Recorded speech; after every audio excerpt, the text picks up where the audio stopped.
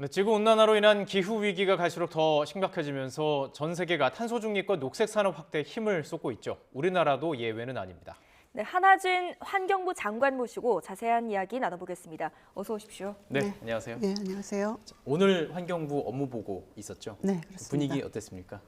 네, 하여튼 국토부랑 같이 했습니다. 네, 네. 화기애애한 분위기로 많은 그런 중요한 이야기들이 오고 갔습니다. 그랬군요. 자, 어떤 내용을 그럼 담고 있는지 우리 이제 시청자분들께, 국민께 또 업무 보고 한다는 생각이 들 것 같은데 한번 말씀해 주시죠. 네, 지금 저희가 녹색 산업 육성에 대한 부분을 담았는데요. 예. 21세기는 블루 오션에 이어서 그린 오션의 시대라고 얘기합니다. 예. 기후 변화 대응, 즉 그 탄소 중립을 이행하기 위해서는 환경 기술, 녹색 기술 이것이 매우 중요한 수단인데요. 예. 탄소 중립 이행을 위해서 지금 전 세계 녹색 산업 시장이 급속도로 성장하고 있습니다. 근데 지난해 기준으로 봤을 때 한 우리나라는 세계 시장의 한 2% 수준에 그치고 있고요. 2%, 예, 2%. 그래서 그동안 보면은 전통적인 오염 처리 산업에 치중해서 또 그리고 내수 시장에 안주한 측면이 있었고요. 또 수출은 기업 자력에 맡기고 정부는 좀 보조 역할을 했다는 그런 한계가 있었습니다. 네네. 근데 사실 녹색 산업은 우리에게 또 우리 청년들에게 그 미래 먹거리, 성장 동력이 됩니다. 그렇죠. 예, 그래서 예. 경제 도약의 발판이라는 게 확실한 거고요. 네.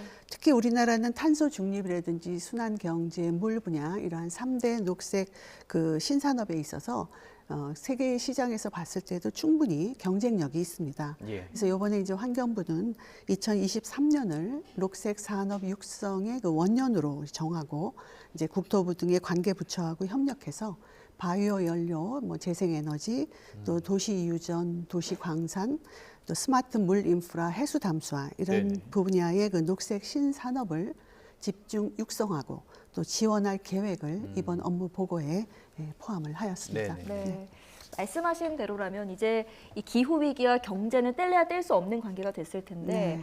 수출을 하는 것도 되게 중요할 것 같아요. 이 녹색 산업을 수출하면 우리에겐 또 경제 동력이 될 것 같은데 네. 여기에 대한 환경부의 또 대책이 있으십니까? 네, 이번에 저희가 좀 도전적인 목표를 담고 있는데요. 도전적이다. 예, 네. 도전적인 목표이긴 하지만 이 올해 20조 원, 또 임기 내에는 한 100조 원의 그 녹색 산업 수주를 지금 목표로 그러니까 100조 원 정도 수출한다. 그러니까 예. 수주 효과를 이제 예, 수출 예, 효과를 보겠다는 거고요. 네. 그래서 먼저 지금 중동과 아세안 지역을 대상으로 해서 그린 수소 또 해수 담수화 등 그 지역 수요에 맞춰서 수주를 성공을 시키고 이를 교두보로 해서 북미 유럽까지 확대할 계획입니다. 네네.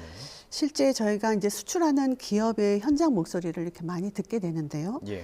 이제 정부의 지원을 요청하고 있습니다. 그러니까 정부가 현지에 함께 가주면 좋겠다라는 그런 이야기도 있고요. 예. 또 소액이라도 정부 자금이 포함되면 좋겠다. 또 개도국의 공적 개발 원조, 즉 우리가 ODA라고 하죠. 예. 그 ODA 지원 요청에 부응해 달라 그런 건의가 있습니다. 네. 그래서 이번에 환경부는 이제 지역과 국가 또 프로젝트별 맞춤형 녹색 산업 수출 지원 전략 이 부분을 조속히 수립할 계획입니다. 예. 그래서 정부와 기업 간의 그 민관 원팀을 구성을 할 건데요. 예. 이제 가칭 녹색 산업 수출 얼라이언스를 1월 중에 조직해서 정부가 조력자로서 이제 함께 뛰려고 합니다. 또한 이제 기업에서 요청하는 것이 이제 재원 조달 부분인데요. 이제 재원 조달을 지원하기 위해서 녹색 채권 또 펀드 조성 이러한 부분을 늘리려고 하고 있고요. 예. 또 개도국에 대한 그린 ODA도 대폭 확대하고 또 국가 간 환경 협력, 환경 외교도 네네. 더욱 강화해 나갈 계획입니다. 네. 이게 녹색 산업 수출 그러면 사실 떠오르는 게 중동이거든요. 중동에서 이제 네. 뭐 아무래도 기름이 나는 곳인데 이제 차후에 어떤 미래 먹거리를 준비하면서 특히 사우디아라비아가 그렇죠. 그렇죠. 정말 탄소 중립을 통해 가지고 이제 뭐 에너지를 개발하겠다 이런 상황인데 저희가 지금 한 15조 원이 지금 수출을 할 수 있는 정도의 규모가 된다고 좀 듣고 있습니다. 중동 지역 사업 구체적으로 어떤 사업들이 좀 진행되고 있습니까? 지금은 그러니까 그 15조 원 쪽이 이제 예. 그린 수소에 예. 대한 그런 부분입니다. 예, 네, 예, 네. 수소를 이용하는데요. 예. 자, 탄소 중립 얘기를 또 안 해볼 수가 없을 것 같습니다. 네. 탄소 중립은 지금 이제 새로운 국제 질서가 되어가고 있는데 우리나라도 이 온실가스의 감축 목표를 또 세우고 또 실질적으로 이행하는 것도 되게 중요할 것 같습니다. 탄소 중립 목표 달성을 위한 구체적인 방안들이 나온 게 있을까요? 지금 말씀하신 것처럼 올해가 이제 국제사회에 우리나라가 약속한 2030 국가 온실가스 감축 목표 달성의 구체적 이행 방안을 마련하는 아주 중요한 해입니다. 예.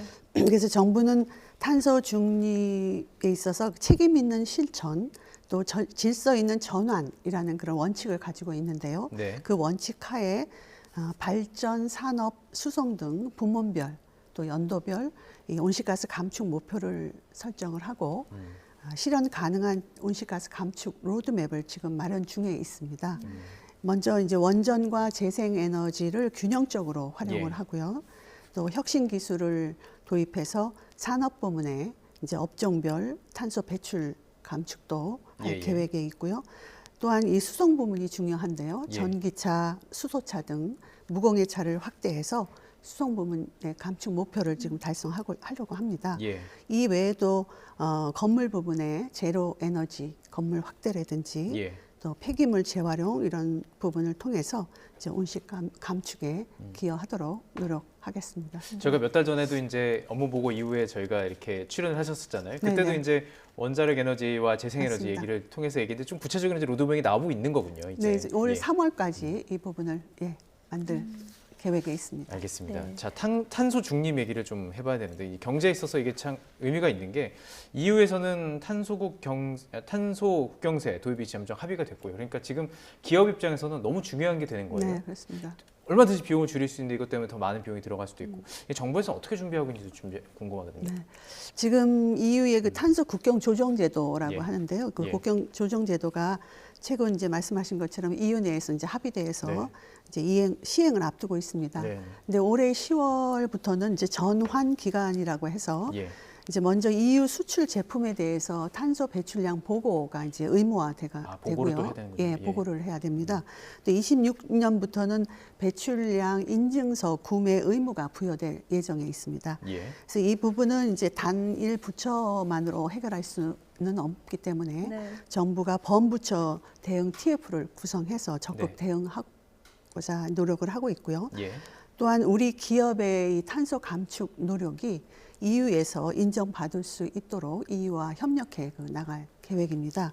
사실 기업의 애로사항 중 가장 큰 하나라고 꼽는다면 이 수출하는 제품에 대한 이 탄소 배출량이 과연 얼마인지 그 탄소 배출량을 산정하는 게 어렵다는 부분입니다. 그러네요. 예, 그래서 지금 정부 내 이제 환경부는 그 헬프 데스크라고 해서 예. 이 헬프 데스크를 설치해서 배출량 산정 가이드라인을 지금 마련을 하고 있고요. 예.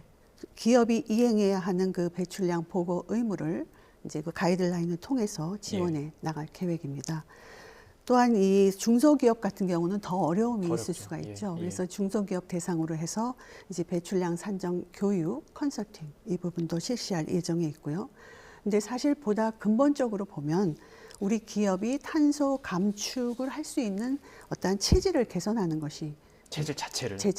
그 부분이 필요합니다. 예. 그래서 정부에서는 이를 위해서 올해 그 배출권 거래 제도라고 하는 그 제도를 이제 고도화할 계획에 있습니다. 그럼으로써 이제 기업이 탄소 감축의 어떤 그 체질을 개선할 수 있도록 이렇게 네, 도우려고 네, 하고 있습니다. 네, 녹색 산업, 탄소 중립 이야기를 계속하고 있는데 사실 무엇보다 국민 입장에서는 삶으로 이 기후 위기를 밀접하게 그렇죠. 좀 받아들일 수 있는 게 아마도 재난이 아닐까 싶습니다. 네, 그렇습니다. 이제 작년에만 해도 지금 수도권에서 굉장히 많은 비가 내렸었고 또 남부에서는 또 가뭄이 있었고요. 네.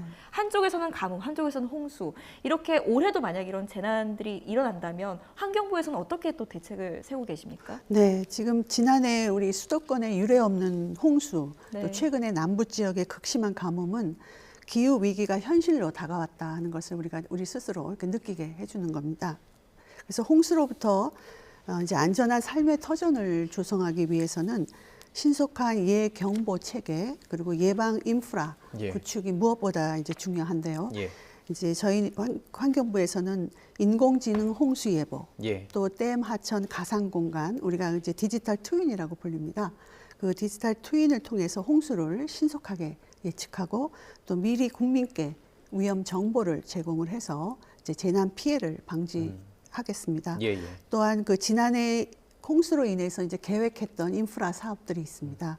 대심도 빗물 터널, 또 도림천의 그 지하 방수로, 예. 또 이 그때 태풍으로 인해서 포항에 또 어려움이 있었죠. 그래서 예. 포항 냉천의 소규모댐이라는 그 인프라 구축을 속도감 있게 추진하겠습니다. 예. 이 가뭄하고 관련해서는 지금 광주 전남 지역의 가뭄에 대응을 하고 있는데요. 네네. 인근의 댐하고 이제 하천을 연계하고 또 해수 담수와 그 용수 공급을 통해서 가용한 모든 물 자원을 지금 총동원하고 있습니다. 예. 근데 이제 앞으로 기후 위기 시대에 어느 지역에서든 가뭄은 가능하기 때문에 예. 이 가뭄 대응을 위해서 전국의 물 공급망을 지금 더욱 촘촘히 이렇게 연결을 하려고 합니다. 예. 예. 또한 이제 하수 처리수를 재이용하는 이러한 거와 같은 방법을 통해서 예. 대체 수자원도 개발할 계획입니다. 알겠습니다. 참 이제 환경이라는 것이 멀리 있는 내용이 아닙니다. 정말 우리 삶의 피부에 와닿는 부분이기 때문에 업무 네. 보고도 이루어졌고, 자 우리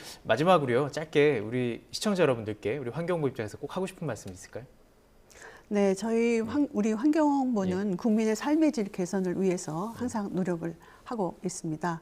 그래서 좋은 환경 규제 또 좋은 환경 정책이 어떻게 보면 민간의 기술 혁신을 유도를 하고 있고요. 그것이 이제 새로운 시장 조성으로 이뤄질 수가 있습니다. 그러한 시장 조성을 통해서 또 우리 국민의 삶의 질 개선까지 이렇게 예. 이어지는 선순환 구조가 되는데요. 예. 그러한 그 선순환 구조 그 체계를 통해서 우리 국민의 삶의 질 이 부분을 더 높이는데 예. 저희 환경부가 최선을 다하도록 하겠습니다. 알겠습니다. 우리가 매일 숨쉬고 마시는 이 환경 깨끗해질수록 우리의 삶이 정말 좋아지는 것이기 네. 때문에 우리 시민 여러분들께서도 참여하시고 또 실천하는 그런 과정이 있었으면 좋겠습니다. 네, 한하진 환경부 장관과 함께 이야기 나눠봤습니다. 고맙습니다. 네, 감사합니다.